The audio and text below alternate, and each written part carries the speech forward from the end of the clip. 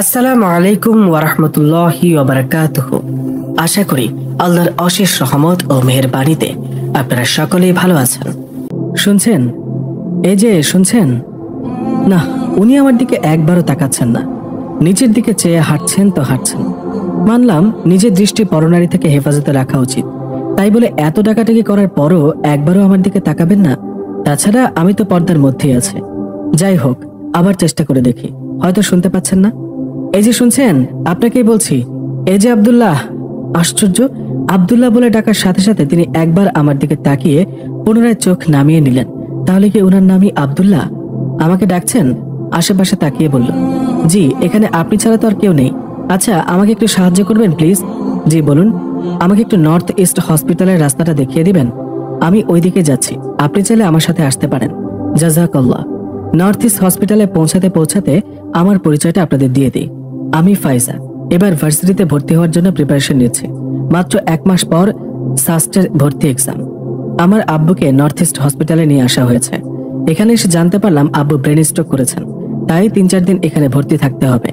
আমার ছোট ভাই আর আপু মিলে বাসা থেকে আব্বুর প্রয়োজনীয় জিনিসপত্র এবং তাদের কিছু জামা কাপড় নিয়ে আসে। আপু আম্মু দিনরাত হসপিটালে ছিল, কিন্তু আমার সামনে ভর্তি পরীক্ষা থাকার কারণে দিনে হসপিটালে থাকলেও রাতে আপুর এক বান্ধবীর বাসায় চলে যেতে হয়। তাছাড়া আপুর বান্ধবীর বাসা এখান থেকে খানিকটা দূর। নামাজ পড়ার জন্য ও আপু মাঝে মাঝে আমায় এগিয়ে দিয়ে আসতো। ওহ, বলে রাখি, আপু নর্থ ইস্ট নার্সিং মানে এখানে থেকেই পড়াশোনা করে। নামাজ পড়ার পর আপুর বান্ধবী মানে রোশনা আপু আমাকে কিছুটা রাস্তা এগিয়ে দিয়ে যায়। চলে যাওয়ার আগে আমাকে জিজ্ঞেস করে বাকি রাস্তাটা আমি যেতে পারবো কিনা। তখন কোনো কিছু না ভেবে হ্যাঁ বলে দিই, কিন্তু অল্প একটু হাঁটার পর সামনে 2টি রাস্তা পড়ে, আর তখন কনফিউশনটা শুরু হয়ে যায়, যার দরুন এই আব্দুল্লাহকে আমার ডাকতে হলো। হসপিটালে পৌঁছে আমি আব্দুল্লাহকে জিজ্ঞেস করলাম, আচ্ছা আপনি কোন ইউনিটে যাবেন? Male medicine. ওহ। তারপর আমি আর আব্দুল্লাহ লিফটের সামনে গিয়ে দাঁড়ালাম। 2জন লোক নিচতলায় এসে নামলেন, আর এই সুযোগে আমরা লিফটের মধ্যে ঢুকলাম। আব্বুকে 3 তলায় একটা কেবিনে রাখা হয়েছে। খেয়াল করে দেখলাম উনি 4 তলায় যাওয়ার জন্য লিফটের বাটন প্রেস করলেন। আমি ওনাকে জিজ্ঞেস করলাম, আপনি এখানে কাকে দেখতে এসেছেন? আমার খালুকে। ওহ, কি হয়েছে ওনার? Heart attack. ওহ আচ্ছা, আপনার নামটা জানতে পারি? আব্দুল্লাহ। আমি মুচকি একটা হাসি দিয়ে সামান্য নড়ে চড়ে দাঁড়ালাম।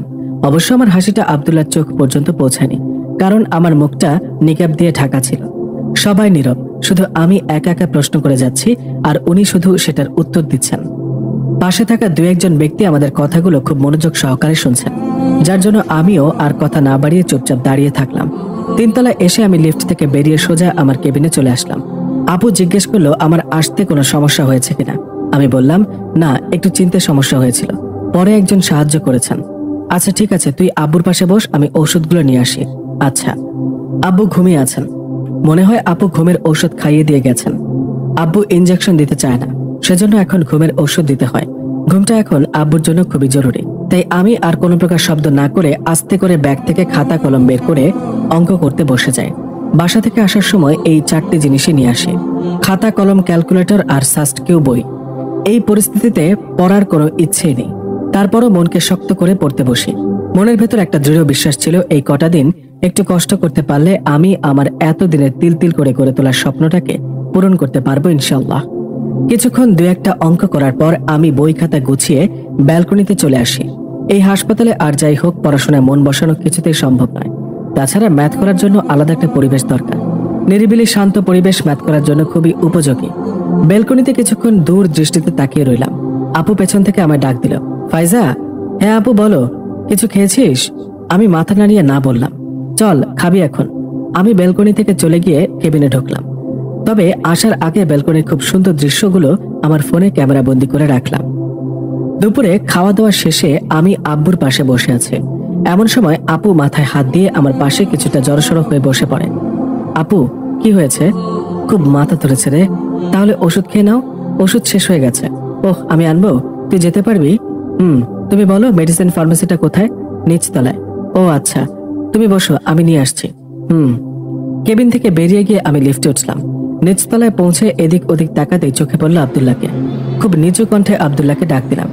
আব্দুল্লাহ আমাকে দেখে কিছুটা ভ্যাবাচাকা খেয়ে যায়, তারপর আমার দিকে এগিয়ে এসে বলল, আমায় ডাকছেন? জি। কোনো দরকার? আচ্ছা, এখানে একটা ফার্মেসি আছে না? হ্যাঁ, কিন্তু একটু ভেতরে। ওহ, আমায় একটু দেখিয়ে দিতে পারবেন? আসুন। জাযাকাল্লাহ। আব্দুল্লাহ আমাকে ফার্মেসিটা দেখিয়ে দিয়ে তার নিজের কাজে চলে যায়।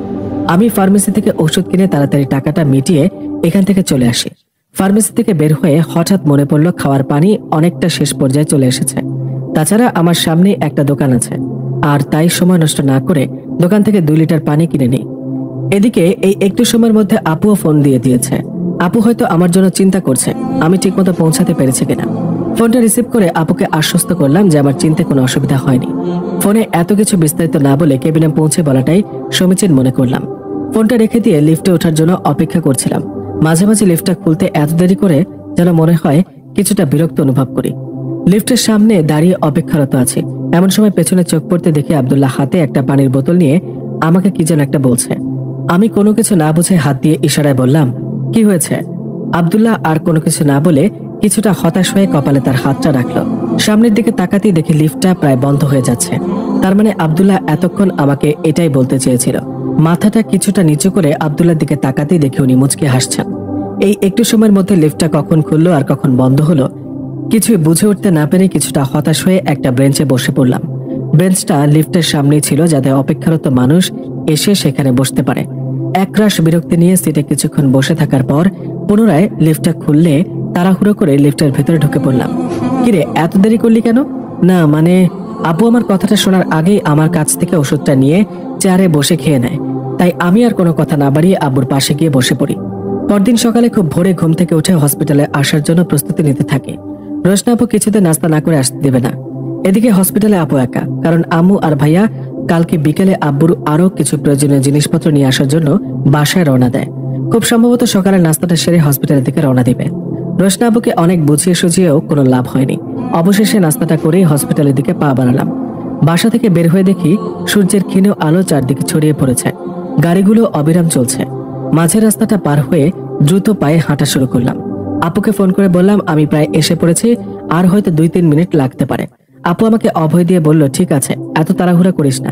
আর শোন, আমার ফোনেরও ব্যালেন্স শেষ হয়ে গেছে, তুই কি কিছু টাকা ছাড়তে পারবি? আপু, এখন তো সকাল 7টা বাজে, ফ্ল্যাক্সির দোকান খোলা থাকবে কিনা বুঝতে পারছি না। আচ্ছা, যদি দোকান খোলা পাই তাহলে চেষ্টা করব। আচ্ছা। হাঁটতে হাঁটতে প্রায় হসপিটালের গেটের সামনে এসে পড়ি। এদিক ওদিক তাকিয়ে কোনো ফ্ল্যাক্সির দোকান চোখে পড়েনি, তাই আর তেমন খোঁজাখুঁজি না করে সোজা গেট দিয়ে হসপিটালে ঢুকে পড়ি। নিচতলায় এসে ঢুকবো এমন সময় আবার আব্দুল্লাহকে চোখে পড়ে। এই মানুষটার সাথে এতবার কেন দেখা হচ্ছে সেটাই তো বুঝতে পারছি না। মনে মনে কথাটা ভেবে এবার আর কোনো কিছু না বলে আব্দুল্লাহকে পাশ কাটিয়ে চলে আসি। আমি কেবিনে আসার একটু পরই আম্মু ও ভাই হসপিটালে এসে পৌঁছে। আপু আম্মুর আসার খবর পেয়ে তাদেরকে এগিয়ে আনার জন্য আমাকে আব্বুর পাশে বসিয়ে রেখে যায়। আব্বু ঘুম থেকে উঠে এখন আমার সাথে কথা বলছেন। আমি আব্বুকে ব্রেকফাস্ট করিয়ে তার পাশে বসে আছি। হঠাৎ ফাইজা নামটা শুনে পেছন দিকে তাকিয়ে দেখি আমার বড় খালা হাতে 2টা টিফিন নিয়ে দাঁড়িয়ে আছেন। আমি খালাকে সালাম দিয়ে বসার জন্য চেয়ারটা তার দিকে এগিয়ে দিলাম। খালা আমার সঙ্গে কিছুক্ষণ আব্বুর বিষয়ে এটা সেটা জিজ্ঞেস করছেন। এর মধ্যে আপু আম্মু ভাইয়া কেবিনে এসে পড়ে। তারপর আম্মু খালার সাথে আরো নানা বিষয়ে কথা জুড়ে দেয়, আর আমি একটু স্বস্তির জন্য কেবিনের বাইরে বেলকনিতে এসে দাঁড়ালাম। আজকে বিকেলে আব্বুকে হসপিটাল থেকে বাসায় নিয়ে যাওয়া হবে। আপুর মুখ থেকে কথাটা শোনা মাত্রই মনের মধ্যে এক প্রকার অস্বস্তি শুরু হয়ে গেল। কিছুতেই বুঝে উঠতে পারলাম না হঠাৎ আমার সাথে কি হচ্ছে। আব্বুকে হসপিটাল থেকে বাসায় নিতে পারবো, এর থেকে খুশি সংবাদ আর কি হতে পারে। তারপরও আমার হৃদয়ের মধ্যে কিরকম যেন একটা শূন্যতা অনুভব করছিলাম। আনমনা হয়ে একা একা বসে আছি। হঠাৎ আব্দুল্লাহর কথা মনে পড়তেই হৃদয়ের ভেতর ধুপ করে উঠল।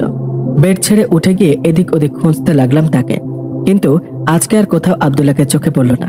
দেখা হলে অন্তত তাকে এটা বলতে পারতাম যে আজকে আমরা বাড়ি ফিরব। অনেক খোঁজাখুঁজির পর কোথাও না পেয়ে অবশেষে হতাশ হয়ে কেবিনে চলে আসলাম। আম্মু আপু বাসায় ফেরার জন্য সবকিছু গুছিয়ে নিচ্ছে। আমার খালাতো ভাই আব্বুকে দেখাশোনার কাজে আমাদের অনেক সাহায্য করেছেন। আজকেও ভাইয়া হসপিটালে এসেছেন। আপু হসপিটালে যাবতীয় খরচ মিটিয়ে আমাদেরকে রেডি থাকার জন্য বলল। আমি তাড়াতাড়ি মেকআপ পরে বই খাতা গুছিয়ে নিলাম। বিকাল 4:30টার দিকে আমরা বাসার উদ্দেশ্যে রওনা দিই। সারাটা পথ বাইরের দিকে এক দৃষ্টিতে তাকিয়েছিলাম। বারবার আব্দুল্লাহর সাথে দেখা করার মুহূর্তগুলো চোখের সামনে ভেসে উঠছিল। বাসায় পৌঁছতে পৌঁছতে প্রায় মাগরিবের আজান হয়ে যায়। বাসায় পৌঁছে তাড়াতাড়ি ফ্রেশ হয়ে মাগরিবের নামাজ আদায় করে নেই। নামাজ শেষে সবাই একসাথে বসে চা খাচ্ছিলাম। আপু আম্মু কি একটা বিষয় নিয়ে কথা বলছে, কিন্তু আমার দিকে কোনো খেয়াল ছিল না। চা খাওয়া শেষ হলে আমি আমার রুমে গিয়ে কিছুক্ষণ নীরব হয়ে শুয়ে রইলাম। পরদিন বিকালে বসে বসে ফেসবুকে স্ক্রলিং করছিলাম। হঠাৎ দেখি মেসেঞ্জার থেকে পাখি ফোন দিয়েছে। তাড়াতাড়ি ফোনটা রিসিভ করে তার সাথে কথা বলতে লাগলাম। ওহ, আমার পাখির নামটাই তো বলা হয়নি। ওর নাম আমাতুল্লাহ লামিয়া। আমার থেকে বয়সে 2 বছরের ছোট। ফেসবুকে এসেই ওর সাথে আমার পরিচয়টা হয়েছে। ওর সাথে কথা বলতে বলতে এক প্রকার ভালো লাগা শুরু হয়ে যায়। পরবর্তীতে আমার মনের ভেতরের বাইরের সমস্ত কথাগুলো ওর সাথে শেয়ার করতাম। পাখির সাথে সালাম বিনিময়ের পর খোঁজ খবর নিলাম। এই কয়েকদিন ওর সাথে যোগাযোগ ছিল না বললেই চলে। হঠাৎ ফেসবুকে ঢুকলে কেবল তখন 2-1টা কথা বলতাম। কথা বলার এক পর্যায়ে আমি ওর সাথে আব্দুল্লাহর কথাটা শেয়ার করি। ও কোনো কথা না বলে আমার কথাগুলো খুব মনোযোগ সহকারে শুনছিল। সবই বুঝলাম। পাখি, এখন কি করা যায়? কি করা যায় মানে আব্দুল্লাহকে কিভাবে খুঁজে পাওয়া যাবে? যেখানে দেখিবে ছাই, উড়াইয়া দেখো তাই, পাইলেও পাইতে পারো অমূল্য রতন। পাখি, আমি কিন্তু সিরিয়াস। শোনো, আমার মনে হয় তুমি এগুলো নিয়ে অযথায় চিন্তা করছো। তোমার কাছ থেকে যা শুনলাম তাতে মনে হলো আব্দুল্লাহ নেহাত ভালো ছেলে বলেই তোমার কাছ থেকে দূরে দূরে থাকতে চেয়েছে। না হলে হয়তো তোমরা দুজন এই কদিনে ফিতনায় জড়িয়ে পড়তে। পাখি, এগুলো কি বলছো? এটাই সত্যি। যেখানে আল্লাহ তাআলা বলেছেন তোমরা জেনা ব্যভিচারের ধারের কাছেও যেও না, সেখানে তুমি এগুলো মনে আনাটাই ভুল। তুমি আল্লাহর উপর ভরসা রাখো। ইনশাআল্লাহ তিনি তোমার জন্য উত্তম জীবন সাথী নির্বাচন করবেন। শোনো, আমাদের শুধু তার উপর পূর্ণ আস্থা রাখতে হবে। আমাদের এভাবে চাইতে হবে, দুনিয়া ও আখিরাতে যে আমার জন্য কল্যাণকর, আল্লাহ যেন তাকে আমার জীবন সঙ্গী করে দেয়। ফাইজা আপু, শুনছি। হয়তো তোমার চিন্তা ভাবনা ভুল হতে পারে।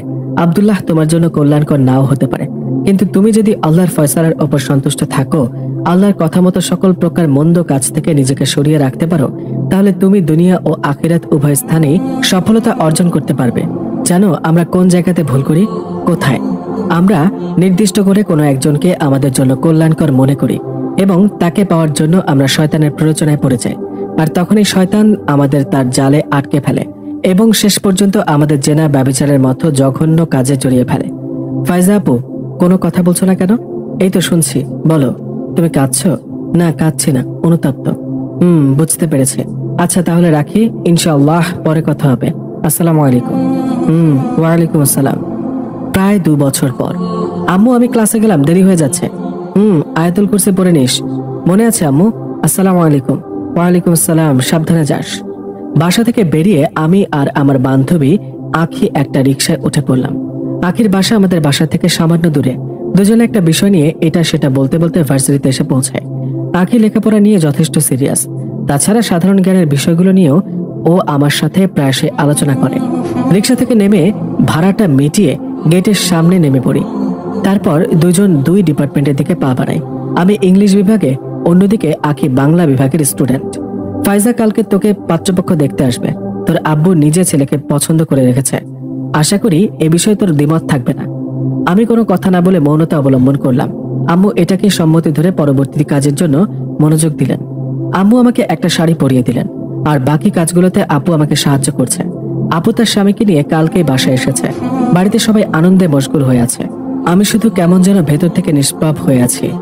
বিয়ের ব্যাপারে যে আমি রাজি না, বিষয়টা তা না, কিন্তু মনের মধ্যে এক অন্য রকমের অবস্থা সৃষ্টি হলো, যেটা আমি কিছুতে বুঝে উঠতে পারছিলাম না। দুপুর প্রায় 2টার দিকে পাত্রপক্ষ আমাদের বাসায় এসে পৌঁছায়। আব্বু ভাই তাদেরকে যথারীতি অভ্যর্থনা জানিয়ে ড্রয়িং রুমে নিয়ে এসে বসতে দেন। হালকা নাস্তা পানি আপ্যায়নের পর পাত্র, তার আম্মু এবং তার 2 বোন আমাকে দেখতে আসে। আমি পাত্রকে দেখে প্রথমে একটা টাসকি খেলাম, কারণ পাত্র আর কেউ নয়, পাত্র আব্দুল্লাহ। এই 2 বছরে আব্দুল্লাহ সেই আগের মতোই আছে, আমার দিকে এখনো পর্যন্ত তাকায়নি। আমার হৃদয়ের ভেতরে খুশির জোয়ার বয়ে যেতে লাগলো। মনে মনে আল্লাহর কাছে হাজারো শুকরিয়া আদায় করি। পাত্রের আম্মু আমার সাথে কথা বলার জন্য এগিয়ে আসলেন। তারপর আমার সাথে কিছু কথা বলার পর তিনি আব্দুল্লাহর দিকে দৃষ্টি দিলেন। ইতিমধ্যে মনে হয় আব্দুল্লাহ আমাকে একবার দেখেছে, কারণ ওর দিকে তাকিয়ে দেখলাম ও মুচকি হাসছে। এই হাসিটা সেই প্রথম দিনের হাসিটার মতোই। কিছুদিন পর, আচ্ছা আপনি তো আমাকে দেখেননি, তাহলে আমাকে চিনলেন কিভাবে? সেদিন যতবার দেখা হয়েছিল তারপরও কি আমি আপনার কণ্ঠ চিনতে ভুল করব?